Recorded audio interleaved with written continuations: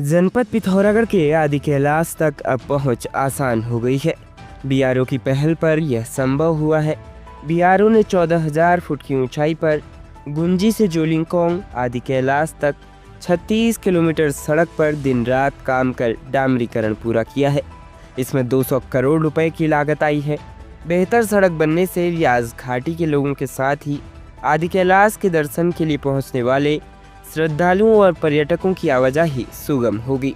65 RCC grep के ओसी lieutenant colonel भावना चौकसी ने बताया, चीन सीमा तक सड़क को बेहतर बनाने में अधिकारियों, कर्मचारियों और मजदूरों ने अपना जमकर पसीना बहाया। 15 महीने तक विषम परिस्थितियों से जूझते हुए दिन रात बीआरओ ने इस काम को अंजाम तक पहुंचाया है। जनपद पिथौरागढ़ में खुल गया है पहला आयुर्वेदिक चिकित्सालय, उपचार एवं पंचकर्म केंद्र श्री शिवाश्रम, विण ब्लॉक निकट एपी हस्तिराहा पिथौरागढ़। यह मोटापा, स्लिप डिस्क, साइटिका, डबीनस पीठ दर्द, कब्ज, फ्रोजन शोल्डर, हड्डी बढ़ना, सर दर्द, जोड़ों के दर्द, गठियाबाद, त्वचा रोग, अनिद्रा सहित अन्य रोगों हेतु बेहतरीन थेरेपी दी जाती है। आयुर्वेदिक डॉक्टर द्वारा रोगों की जांच तथा खून की जांच के बाद सही खान पान हेतु आयुर्वेदिक डाइट चार्ट भी प्रोवाइड कराया जाता है। योग गुरु द्वारा निःशुल्क योगा की सुविधा दी जाती है। श्री शिवाश्रम केंद्र में सभी प्रकार की आयुर्वेदिक दवाइयाँ भी उपलब्ध है। आज ही नीचे दिए गए नंबरों पर संपर्क करें। जनपद पिथौरागढ़ की सीमा से लगे नेपाल में बृहस्पतिवार को जीप दुर्घटना में 5 यात्रियों की मौत हो गई, जबकि 2 यात्री घायल हो गए। जानकारी के अनुसार जाजरकोट के नलगाड़ नगर पालिका में नलगाड़ 5 कालीमाटी से करुआ में सवारी जीप पहाड़ी से 700 मीटर नीचे खाई में गिर गई। हादसे में 5 यात्रियों की मौत हो गई। नलगाड़ नगर पालिका 3 करुआ गांव के जीप चालक इंद्रजीत थापा, करुआ के सीलापुन शारदा थापा, लक्ष्मी और उसके 1 माह के बेटे आलोचन रोका ने मौके पर ही दम तोड़ दिया। 2 घायलों का जाजरकोट अस्पताल में उपचार किया जा रहा है। जीप के दुर्घटनाग्रस्त होने का कारण ब्रेक फेल होना बताया जा रहा है।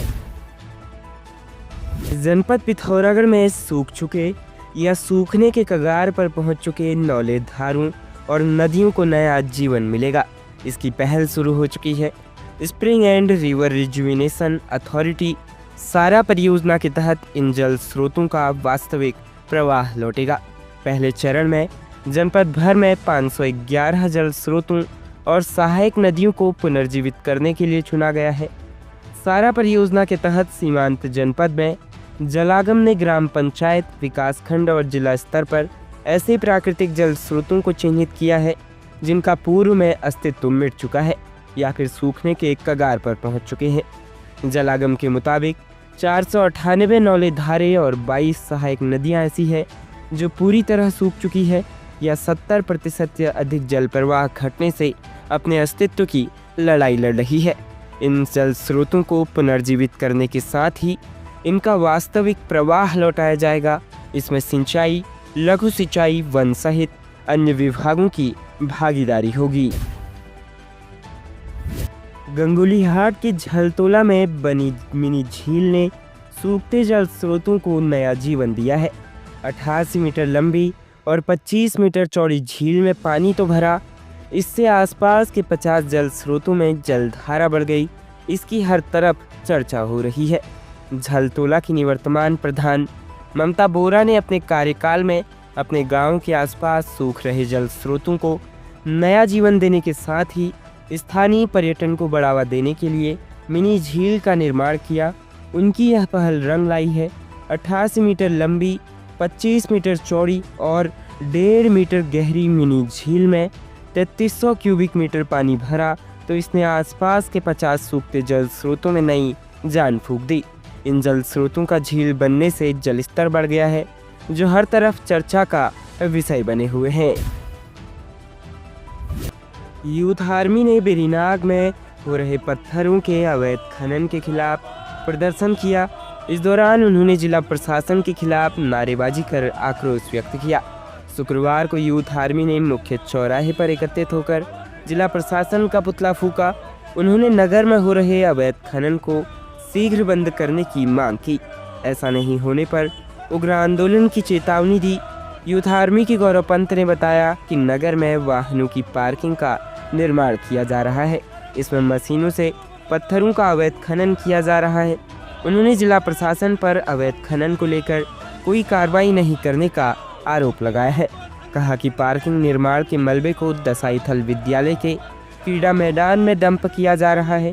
इससे छात्र छात्राओं और स्थानीय युवाओं को खेलने में परेशानी उठानी पड़ रही है। उन्होंने जिला प्रशासन से अवैध खनन को रोकने की मांग की है। ऐसा नहीं किए जाने पर उग्र आंदोलन की चेतावनी दी है। इस दौरान यहाँ यूथ कांग्रेस अध्यक्ष अनिल बिष्ट, छात्र संघ अध्यक्ष गौरव बोरा, कोषाध्यक्ष अमित वर्मा, बिशन सिंह, बलबीर सिंह, हरीश सिंह सहित अन्य मौजूद रहे। चंडाक मार्ग में वरदानी पार्क में लगे 100 फीट ऊंचे तिरंगे के बार बार क्षतिग्रस्त होने पर आमजन ने सवाल उठाए हैं। शुक्रवार को स्थानीय राजेंद्र रफाल ने बताया कि बीते कई दिनों से क्षतिग्रस्त तिरंगा आसमान में लहरा रहा है। कहा कि इससे पूर्व भी कई बार तिरंगा क्षतिग्रस्त हो गया है। उन्होंने संभावना जताते हुए कहा, तेज हवा के कारण तिरंगा बार बार क्षतिग्रस्त हो रहा है। उन्होंने प्रशासन से अच्छी गुणवत्ता के कपड़े का इस्तेमाल कर तिरंगे को ठीक करने की मांग की है। जनपद पिथौरागढ़ में अवैध शराब रोकथाम को लेकर पुलिस का अभियान लगातार जारी है। थानाध्यक्ष प्रकाश पांडे के नेतृत्व में चलाए गए अभियान के दौरान लांगड़ी रियांसी में पुलिस को एक परचून की दुकान में शराब बरामद हुई। पुलिस ने संबंधित दुकान संचालक सुरेश चंद के खिलाफ आबकारी अधिनियम के तहत कार्रवाई की है।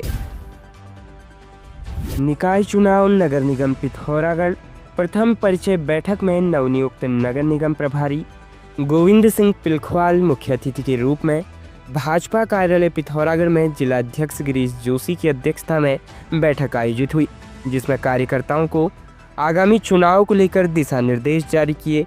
सरकार की जन कल्याणकारी योजनाओं को प्रत्येक व्यक्ति तक पहुंचाने को कहा।